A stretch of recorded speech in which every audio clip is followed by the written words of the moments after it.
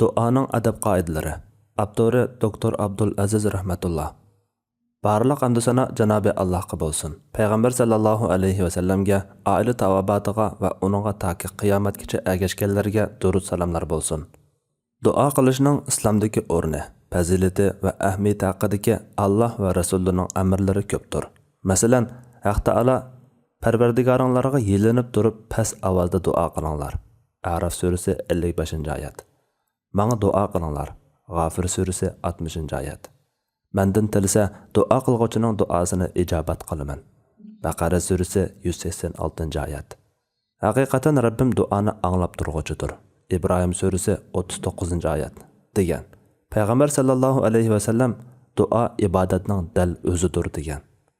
Duoning ijobat bo'lishi uchun tuvandagi adab qoidalari va shartlariga rioya qilishga tirishish lozim. 1. Xosiyatli vaqtlarni g'animat bilib duo qilish.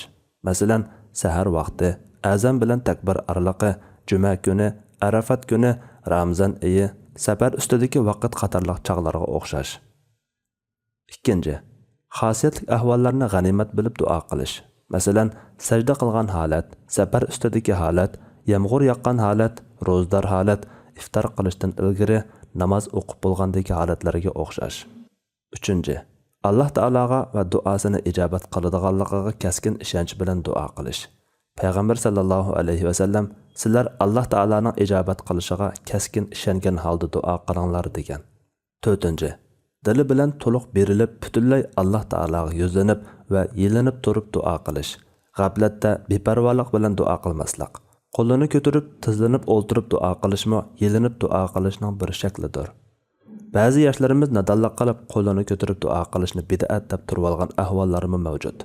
Amaliyotda Payg'ambar sallallohu alayhi va sallam yomg'ir talab qilganda qo'ltiqining iqi ko'rinib qolgudek darajada qo'lini ko'tarib duo qiladi. Imom Buxoriy yana namozda qo'llarni ko'tarish degan risolasida payg'ambarimizning bir qancha o'rinda qo'lini ko'tarib duo qilganligini ko'p sahobalardan sahih rivoyat qilgan. Yana bir hadisda payg'ambar sallallohu alayhi va sallam Parvardigoringlar tabaraka va taala hayoliq va saxiydir. Bir kishi ikki qo'lini ko'tarib duo qilsa, uning ikki qo'lini quruq yondirishdan hayo qiladi degan. Yana payg'ambar sallallohu alayhi va sallam Baqiy qabristonligiga kechida borganda qo'lini 3 qatim ko'tarib duo qilgan. Yana shaytonga tosh atganda qo'lini ko'tarib duo qilgan. Yana Hazrati Abu Musa Ash'ari radhiyallohu anhu ga duo qilganda qo'lini ko'tarib duo qilgan. Yana boshqa nurg'un sahih hadislarmi bor. 1. Duoni orqama-orqa qilish. Bir qatim qilib to'xtab qolmaslik, balki duoni 3 qatim takrorlash. Payg'ambar sallallohu alayhi va sallam duo qilsa 3 qatim takrorlab qiladi. Alloh taoladan tilasa 3 qatim takrorlab tilaydi. Payg'ambar sallallohu alayhi va sallam 3 qatim takrorlab duo qilishni, 3 qatim takrorlab istig'for aytishni yoqtiradi. 2. Halol kirim bilan yashash. Halal yeb, halal ichish, halal kiyish.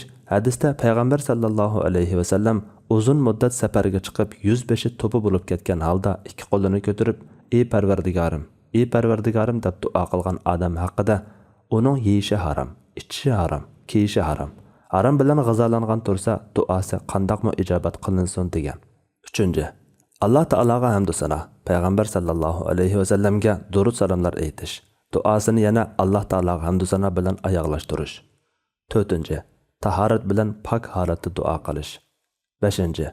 Boshqalarga zulm qilgan bo'lsa, darhol boshqalarni rozi qilib, haqqini qaytarish. Gunoh qilgan bo'lsa, darhol tavba qilib, gunoh ishini qayta qilmaslikka bel bog'lash. 6. Taat ibodatni to'g'ri va ko'p qilish, osiylik qilmaslik. 7. Qiblaga qarab turib duo qilish. Payg'ambarimizmi ulug' Arafat kunida qiblaga qarab turib duo qilgan. 8. Duo qilib bo'lgandan keyin yuzini silash. Umar radhiyallohu anhudan rivoyat qilinadiki, Rasululloh sallallohu alayhi va sallam duoda qo'lini ko'targanida yuzini silmog'icha qo'lini tushirmaydi. 9. Varqirab to'vlamay pasrak ovozda duo qilish. Alloh taolo Parvardigoringlarga yelinib turib past ovozda duo qilinglar. To'vlab haddidan oshirayotganlarni Alloh yoqtirmaydi deb buyurgan. 10. Duoning ijobat qilinishiga aldirab ketmaslik. Payg'ambar sallallohu alayhi va sallam aldirab ketmasanglar duoyinglar ijobat qilinadi. Ba'zilar aldirab ketib duo qilsam ijobat bo'lmadi deb qoladi degan. 11. Xolis amallarni tilga olib turib duo qilish. Hadisda g'arga so'linib qolgan 3 kishi qilgan xolis amallarni shifi keltirib duo qilganda g'arning og'zi ochilganligi bayon qilingandir.